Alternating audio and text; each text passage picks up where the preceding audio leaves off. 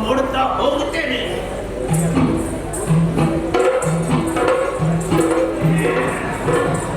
ಸಿಕ್ಕಿದ ಹುಡುಕಿ ಹುಡುಕಿ ಸಿಕ್ಕಿದ ಅಂತೆ ಈ ಮಂದಿರದ ಒಳಗೆ ಕುಳಿತು ಮಂತ್ರವನ್ನು ಜಾಪಿಸುತ್ತಾ ಇದ್ದಾರೆ.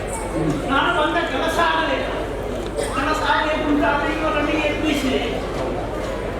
ಸಭದಲ್ಲಿ ಹೇಳುವ ಹಾಗೆ ಕಾಣುವುದು, ಆದರೂ ಪ್ರಯತ್ನ ಮಾಡಬೇಕು.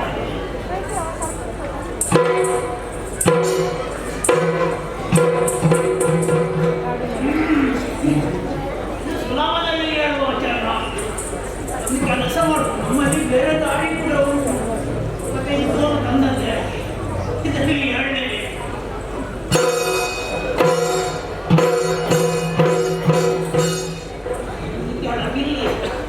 ಇದೆಲ್ಲ ಬಿಟ್ಟು ಮೇಲೆ ಹೋಗಿದೆ. ನಾನು ಬಂದವ ಅಲ್ಲಿಗೆ ಬರುವಂತೆ ಇವನಿಗೊಂದು ಇಲ್ಲಿ ಬರೋದು ಹೇಗೆ ಇಟ್ಟಿಸಬೇಕು ಅಂತೇಳಿ ನನಗೆ ಗೊತ್ತಿಲ್ಲ. ಈಗ ನೋಡಿ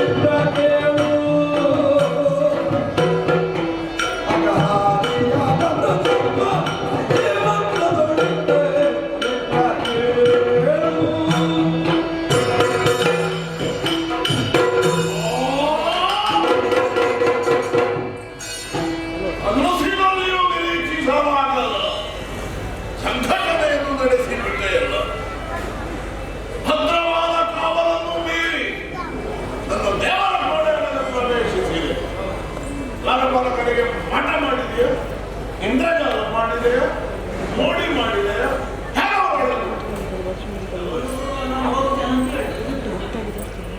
ಅವರನ್ನು ಆಮೇಲೆ ವಿಚಾರಿಸಿದ್ರು. ಬಂದವ ಬ್ರಾಹ್ಮಣ ಎಲ್ಲ ಕಾಣೋದಕ್ಕೆ ವಾಸ್ತವೈತು ಕಡೆ.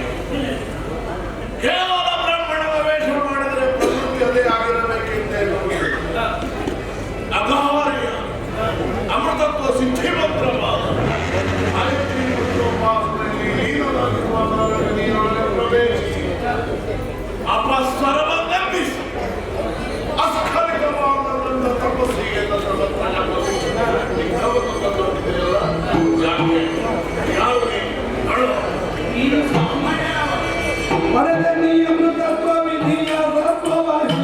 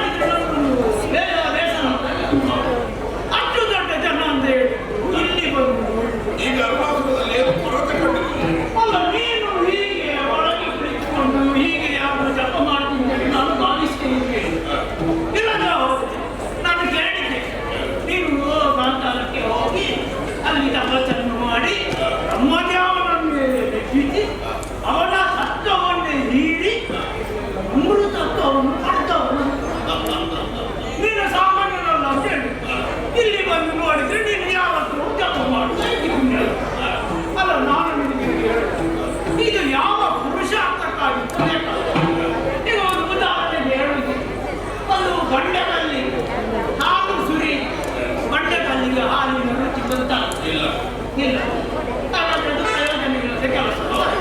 ಇನ್ನೊಂದು ಹೇಳ, ಹೆತ್ತ ತಾಯಿ ಹಡೆದವಳು ಅವಳನ್ನೇ ಮಾರಿ ಕೆಲಸದವಳನ್ನು ಅಮ್ಮ ನೀನು ಅಷ್ಟು ದೊಡ್ಡ ಜನ, ನಿನಗೆ ಇದರ ಅಗತ್ಯವೇ ಇಲ್ಲ. ನಿನ್ನಂತವನು ಈ ಗಾಯತ್ರಿ ಮಂತ್ರವನ್ನು ಉಚ್ಚರಿಸಬಾರದು. ಅದಕ್ಕಾಗಿ ನೀನು ಹೀಗೆ ಇದನ್ನು ಗಾಯತ್ರಿ ಮಂತ್ರವನ್ನು ಬಿಡಬೇಕು. ಹೇಳುವ ಯಾರು? ಮೂರು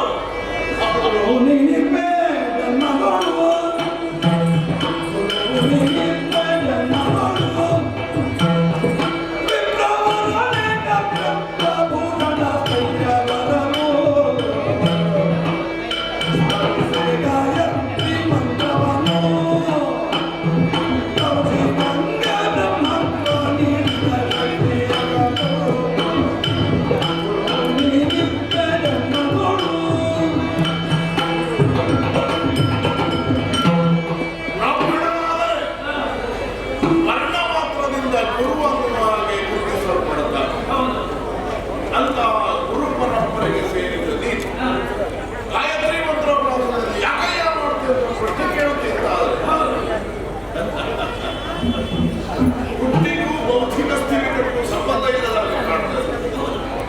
ಏನು ಗಾಯತ್ರಿ? ಗಾಯತ್ರಿ ಯೋಗದ ಪ್ರಚೋದಯ ಸ್ಮರಿಸುವಾಗ ಧೀಶಕ್ತಿ ಹೆಚ್ಚಾಗುತ್ತದೆ. ಅಂತಹ ಗಾಯತ್ರಿ ಮಂತ್ರದಿಂದ ಈ ಹಿಂದಿನವರು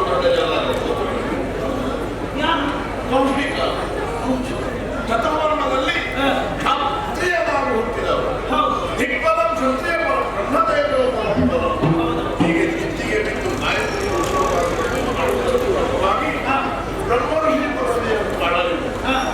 ಹಾಗಾದರೆ ಆರಾಧಿಸಿದವರನ್ನು ಎಷ್ಟೆಲ್ಲರಿಗೂ ಸಾಮರ್ಥ್ಯವನ್ನು ಹೊಂದಿಲ್ಲ.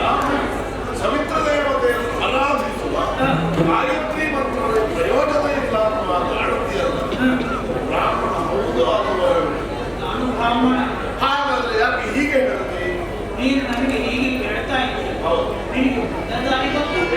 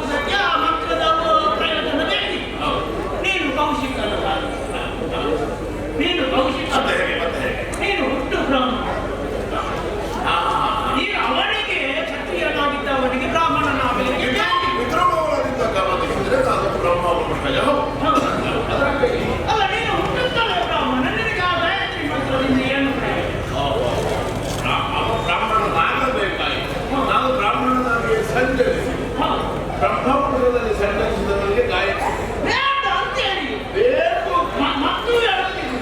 ನೀನು ಬ್ರಹ್ಮಾತೀತ